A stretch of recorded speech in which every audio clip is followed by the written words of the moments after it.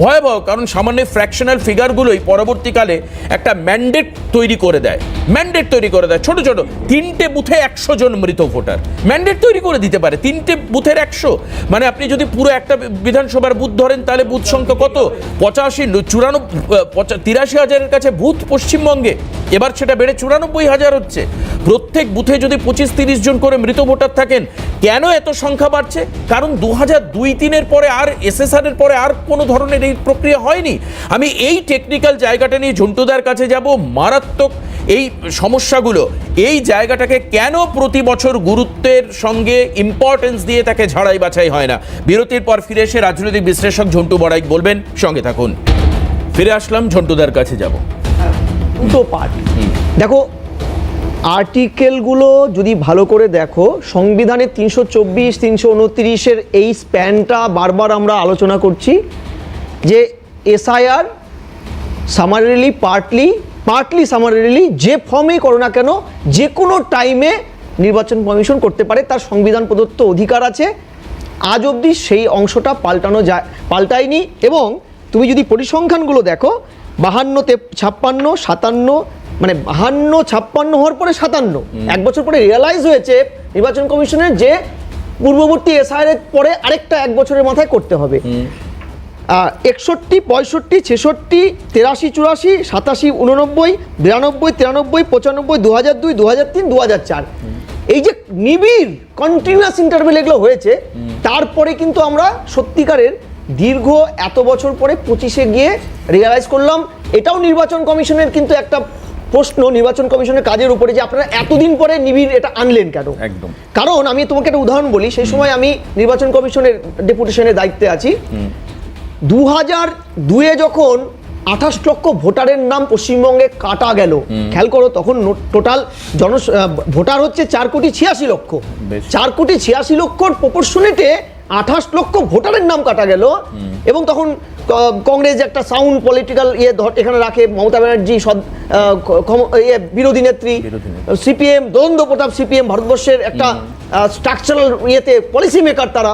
সেই সময় সেখানে কাটা গেল 28 লক্ষ ভোটার।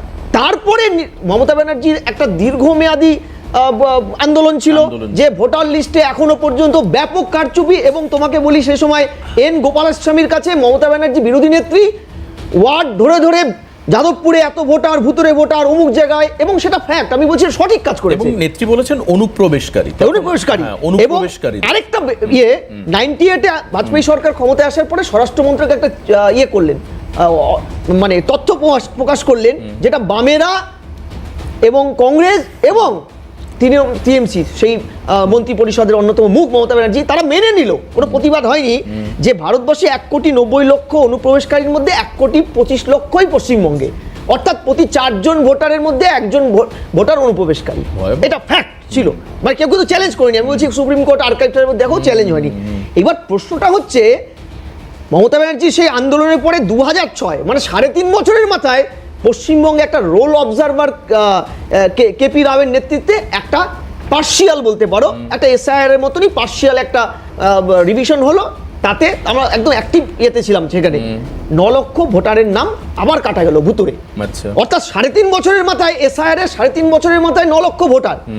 তাহলে 25 বা 22-23 বছর পরে কত ভুতুরে ভোটার হতে পারবে ইমাজিন করো। আমি বলছি মৃত ভোটারের, মানে 28 আর 9 37 লক্ষ বাদ গেল ওই 4 বছরের মধ্যে ডিউরেশন। এবার প্রশ্নটা হচ্ছে, এটা নির্বাচন কমিশনের এখতিয়ারে আছে, এটা নিয়ে আমার মনে হয় না কারো কোনো চ্যালেঞ্জের জায়গা আছে। কিন্তু প্রশ্নটা হলো, আদৌ কি প্রিভিয়াসের এই 16টা এসআইআর, যার মধ্যে 15.5টাই কংগ্রেসই পাওয়ারে থাকাকালীন হয়েছে, তার সাথে আজকের এসআইআর এর কোনো অমিল আছে? মানে প্রশ্নটা তো পদ্ধতিগত, একদম পদ্ধতি। এটা তো ঠিক যে নির্বাচন কমিশনের একদম স্পেসিফিক অর্ডারে কোথাও বলা নেই কি পদ্ধতি তারা এটাকে কনভে করবে, অ্যাপ্লাই করবে।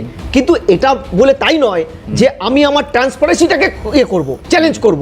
আমার যে একটা নির্দেশনামূলক স্ট্যাটুটরি পার্ট যেটা সংবিধান আমাকে দিয়েছে, সেটা কিন্তু মিস ইউজ করার জায়গাটা নির্বাচন কমিশনকে বা কোনো সাংবিধানিক বোর্ডকে দেওয়া হয়নি। আমরা যখন 2006 কাজটা করছিলাম, খেয়াল করবে, তখন আমাদের ইন্টারনেটের অ্যাসপেক্টগুলো খুব একটা বেশি আসেনি। একদমই প্রত্যেকটা এসডিও ব্লক অফিসে কি কারণে নাম কাটা গেল না কাটা গেল পুঙ্খানুপুঙ্খ অর্ডার রাখতে আমরা বাধ্য ছিলাম নির্বাচনের আধিকারিকরা। আচ্ছা, এটা কিন্তু ক্লিয়ার। অর্থাৎ নির্বাচন কমিশনের এই ট্রান্সপারেন্সিটা গণতন্ত্রের প্রতি ট্রান্সপারেন্সি। আমি ওয়ারিড যে বর্তমান নির্বাচন কমিশন আপনি 65 লক্ষ কেন 1,65 লক্ষ নাম কাটবেন, কিন্তু কোন কারণে কাটলেন গণতন্ত্রের সেটা জানানোর জায়গা কিন্তু ক্লজে পরতে পরতে বলা আছে। না সেটা ওই ফাউন্ডেশনগত যে ত্রুটির কথা শক্তিদা বলছেন যে বিজেপি দ্বারা নির্ধারিত বা ম্যানিপুলেটেড বাই বিজেপি। ভাই এটা যদি বলো টিএন সেশন বা লিংডোর মানে একনায়কত্ব কংগ্রেসি বা তখন জ্যোতিবাবুর ভাষায়, সেটাও তো ওদের কারণ ইয়ে ছিল, বারবার এটাকে আটকানোর জন্য বা কনস্টিটিউশনাল এই বোর্ডটাকে কন্ট্রোল করার জন্য তারাও চেষ্টা করেছে। 65 ইয়ার্স কংগ্রেস ক্ষমতা ছিল। আমি প্রশ্নটা সেই জায়গা না, সেটা একদম পলিটিক্যাল কোর পার্ট। মোদি তার মানে বিচারপতি, সুপ্রিম কোর্টের বিচারপতি যে পার্টটা রিপ্রেজেন্ট করতেন নির্বাচন, তাকে বাদ দিয়ে নিজের বকলমে সরকার পক্ষ দুজন মেজরিটি এনেছেন। এটা সিরিয়াস একটা। কিন্তু আপনি বলছেন 2003 বা ওই সময়টাতে 2002-03 বা তার 3.5 বছর পরে তখনও তো রাজ্যে বিরোধীরা ছিলেন। ঝন্টুদা, আমার কাছে প্রশ্ন যে মিস্টেরিয়াসলি এবার কেন বিরোধীরা এত অ্যাক্টিভ? আপনি তো আপনার তথ্য বলছেন যে বিরোধীরা তখন মুখ খোলেন। এটা কারণ আছে। তখনও তো তুমি যদি বিহারের এসআইআরটা দেখো, আমি নিজে এই খুঁটিনাটি এগুলো দেখি এবং আমি বারবার বলছিলাম যে নির্বাচন কমিশনের সাথে মুখ্যমন্ত্রী মমতা ব্যানার্জি তার সরকার যেভাবে পায়ে পা লেখে লড়ছে, এর মরালিটি এর স্যানিটিকে নষ্ট করে দিচ্ছে। এতে বাঙালি আগামীতে বাঙালির সম্পর্কে ভুল বার্তা যাচ্ছে। এটা পারে না, কিন্তু তাই বলে এটা নয় যে রাইট রং আমি ভুলে যাব। প্রত্যেকটা পরে তোমাকে আমি বলছি এসআইআর হওয়ার পরে বিহারের যদি চিত্রটা দেখো, সেটা হচ্ছে অনেক বেশি ভয়ানক চিত্রটা।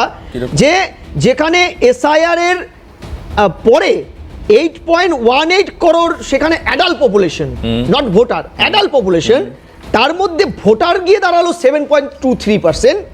অর্থাৎ যদি প্রপোর্শনেট করো 88%। ঠিক এসআইআর এর আগে 24-এর লোকসভায় অ্যাডাল্ট পপুলেশন ছিল 7.93 করোড়, তার মধ্যে 7.71 করোড়ই ছিল ভোটার। অ্যাডাল্ট মানেই ভোটার। যত সামান্য যারা ভোটার হতে পারেনি তারা অন্য রাজ্যের ছিল বা কোনো কারণে নাম ওঠেনি। অর্থাৎ তুমি অ্যাডাল্ট পপুলেশনের কত শতাংশকে নামিয়ে দিলে যে প্রপোর্শনেট 88-এ দাঁড়ালো, যেখানে 24-এর নির্বাচনে পরিসংখ্যানটা ছিল 97%। অ্যাডাল্টের ভোটার হিসেবে ইনক্লুশনের মাত্রা ছিল 97%, সেটা তুমি 88। এটা সিরিয়াস নোট যে তুমি এক লাফে প্রায় মোর অ্যান্ড লেস 20% ভোটার কমিয়ে দিচ্ছ, অথচ তুমি পাবলিক ডোমেইনসে সেটার কারণ দেখাচ্ছ না। আমি বলছি কারণ হয়তো প্রপার সঠিক, এটা 79%। না আমি বলছি যে টোটাল পরিসংখ্যানে যদি জনসংখ্যাটাও বেড়ে, আমি বলছি পার্সেন্টাইলে যদি ব্যাখ্যাটা তুমি না দিতে পারো, ডেফিনিটলি তাহলে তো তোমার যে কনস্টিটিউশনাল পার্টের কিন্তু ঝন্টুদা এবার এই অ্যাকাউন্টেবল মানে এবার এই জায়গাটা হয়তো ট্রান্সপারেন্ট হবে। তবে রাজ্য কি তার অবস্থান বদল করবে? আমার যে প্রশ্ন ছিল, আমি আসছি ঝন্টুদা, কিন্তু দ্রুত আমি অন্য ইস্যুতে এবার একটু ঢোকার চেষ্টা করব। সেটা হচ্ছে যে গতকাল যেটা আমরা সূত্র মারফত জানতে পাচ্ছি, রাজ্যের মুখ্য সচিব মেনে নিচ্ছেন যে আগামী 21 তারিখের মধ্যে ইআরও এইআরওদের বিরুদ্ধে নির্বাচন কমিশনের গাইডলাইন অনুযায়ী ব্যবস্থা নেওয়া হবে।